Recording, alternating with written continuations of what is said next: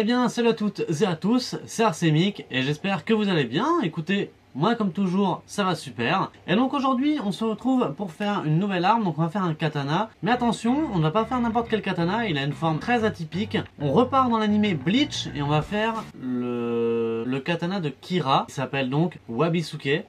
その妙な形の刃で一体何を切るの？待ってくれ。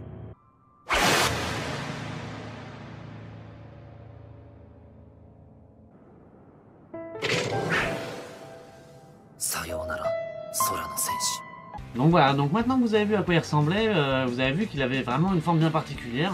Et donc ce katana se fait en 3 parties. Donc il va falloir déjà une première partie de 85 cm de long, ensuite une partie de 20 cm de long, et pour finir, une autre partie de 20 cm de long. C'est simple, ce qu'il va falloir faire, donc c'est d'abord prendre une planche de balsa de 1,5 mm et de couper à 3 mm tout le long. Une fois que vous avez fait ça, de ce bout là, vous délimitez à 25 cm pour avoir la longueur du manche. Pour avoir la forme au niveau des angles. Ce qu'il va falloir faire, ça va être, imaginons ici, vous savez que ça fait 3 cm. Pour être sûr d'avoir un angle à 45 degrés, ce qu'on va faire, c'est qu'on va venir ici définir 3 cm. On va dire que c'est à peu près vers là. Grosso modo, je fais mon trait des 3 cm, puis je viens du coup tracer pour me dire, bon ben voilà, c'est cet angle qu'il faut que je découpe. Du coup, ça vous donne ceci.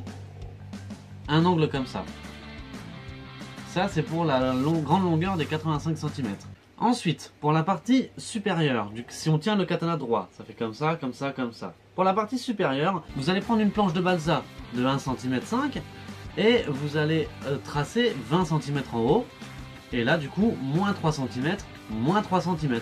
Et vous venez couper. Pour la dernière pièce, vous prenez une planche de balsa de 20 cm et seulement sur un des côtés, vous retirez là les 3 cm ici et vous venez couper. Ce qui devrait vous donner du coup une forme. Voilà, là on a à peu près la forme du katana normalement.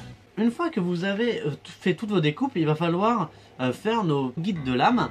Là c'est extrêmement simple, nous allons prendre une planche de balsa de 2 mm d'épaisseur, couper une bande de 4 mm de large. Donc pour faire nos petits guides de lame, on trace à 3 cm. Vous vous mettez à 1 cm pour le plat de la lame. On trace 1 cm.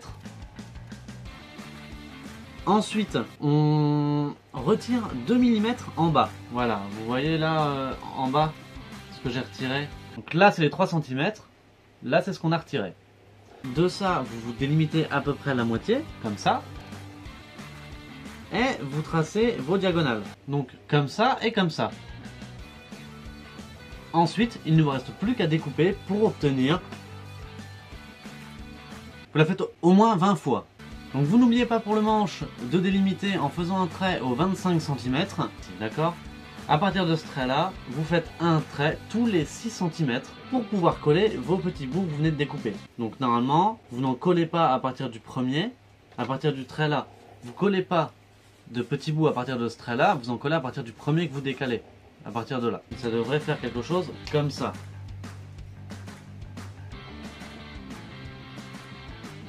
Ensuite, il va falloir que vous preniez des bâtonnets de glace et que vous veniez mettre 2 épaisseurs de bâtons de glace. Donc là j'en ai mis qu'une. Il va falloir venir mettre 2 épaisseurs comme ça de bâtons de glace.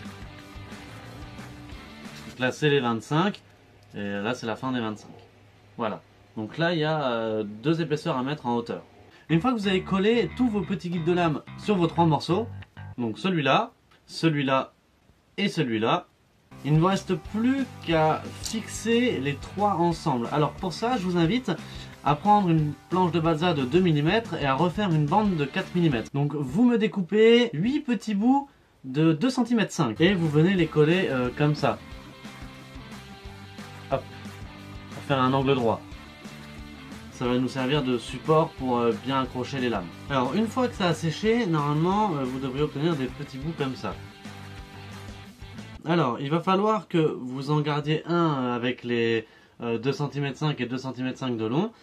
Et sur l'autre, vous faites 2 cm et 2 cm au lieu de 2 cm 5. Donc celui-là c'est 2 cm 5 et 2 cm 5. Et celui-là c'est 2 cm et 2 cm. Il va falloir venir prendre votre bout là. Venir mettre l'angle ici. Coller un angle là. Voilà. Et environ 8 mm en dessous, vous venez coller l'angle là. Et vous faites pareil après de l'autre côté. Donc pendant que tout ça sèche, du coup, nous on va s'attaquer au Tsuba.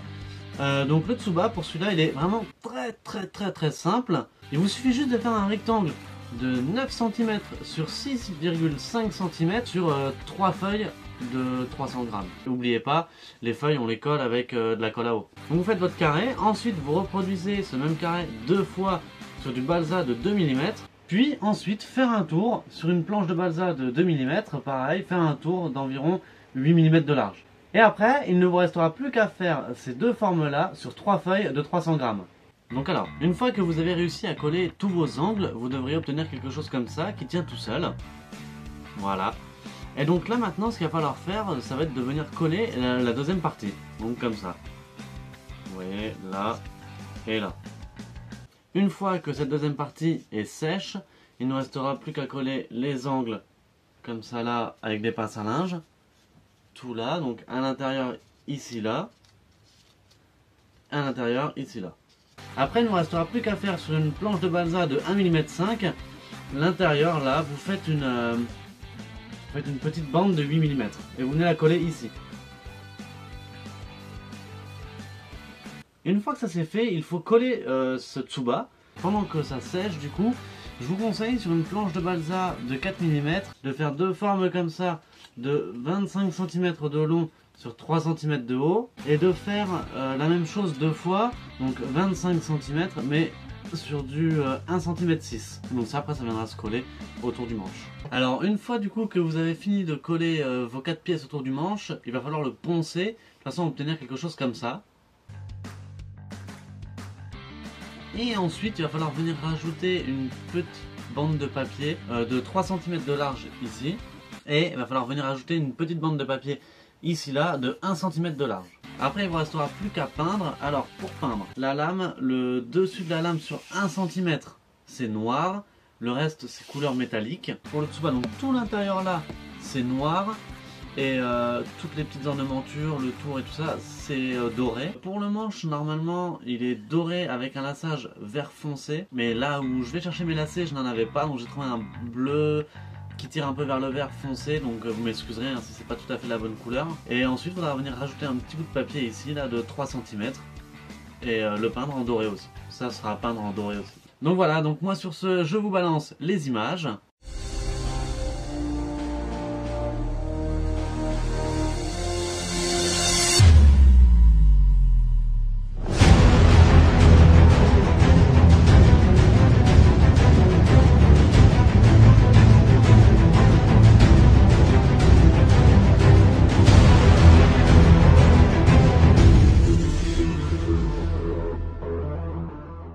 Donc cette vidéo est déjà terminée, voilà, donc c'était une épée très atypique à faire, elle me fait vraiment plaisir. Et donc du coup, si vous avez aimé la vidéo, comme toujours, n'hésitez pas à me laisser un gros pouce bleu, à vous abonner, à commenter et à partager. Moi sur ce, je vous dis à samedi prochain, on ne fait pas une arme, je n'en dis pas plus, mais on ne fait pas une arme, on va faire quelque chose de très simple.